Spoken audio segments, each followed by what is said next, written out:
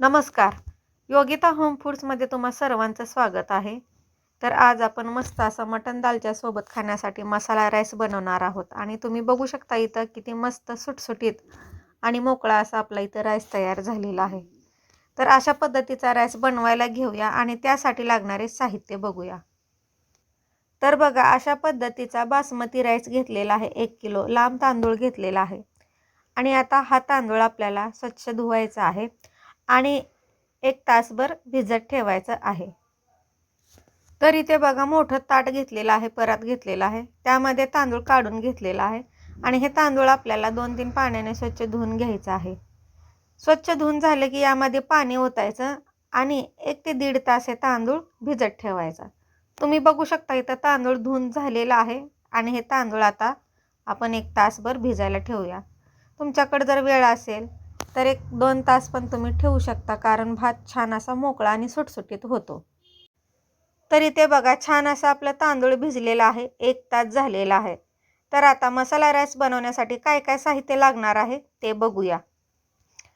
तर इथं घेतलेले आहे बघा, 15 ते 16 लवंग घेतलेला आहे, 15 ते 16 मिरी घेतलेले आहेत, सोबतच थोडेसे पुदिनाचे पान घेतलेले आहेत आणि इथं घेतलेलं आहे बघा 2 हिरव्या विलायची घेतलेले आहेत आणि 3 ते 4 दालचिनीचे तुकडे घेतलेले आहेत आणि 1 मसाला विलायची आणि 1 चक्री फूल.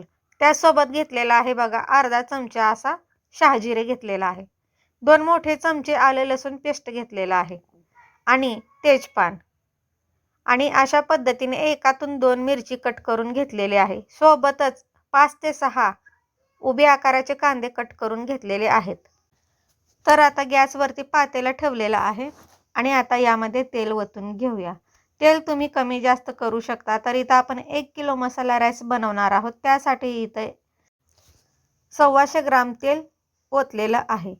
तेल गरम झालं की याच्यामध्ये टाकायचं आहे खडे मसाले, लवंग आणि मिरी टाकून झालेला आहे. त्याचसोबत टाकायचं आहे बघा मसाला विलायची, दालचिनी आणि चक्री फूल. सोबतच टाकलेला आहे मसाला पान. छान असा खडा मसाला कडवून घेऊया.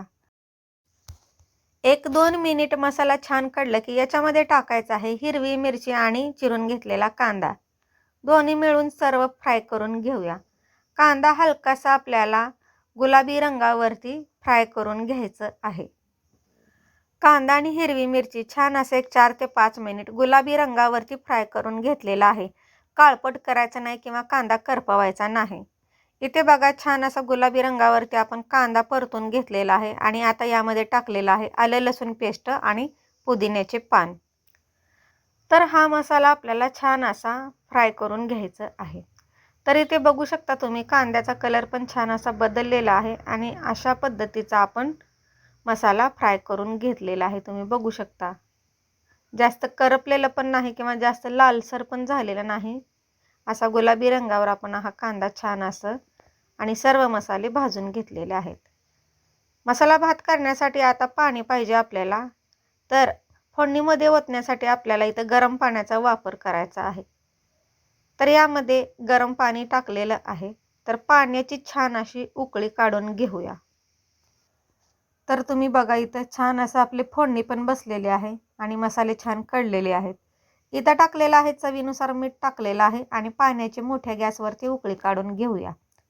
आणि इथं बघा, छान असं पाण्याला उकळी आलेली आहे आणि आता धुवून घेतलेलं भिजू घातलेलं तांदूळ आपल्याला या फोडणीमध्ये टाकायचं आहे.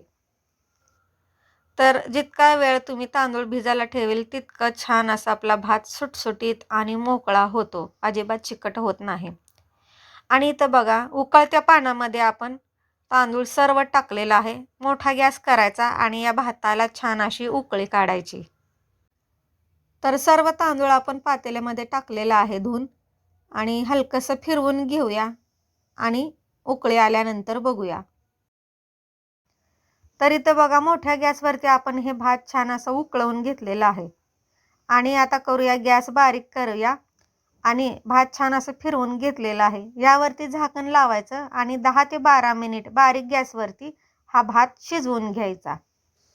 तर इथे बघा, छान असा आपला भात शिजलेला आहे. तुम्ही बघू शकताय, बोटात घेतल्यानंतर कळते, एकातून 2 भाग होतात.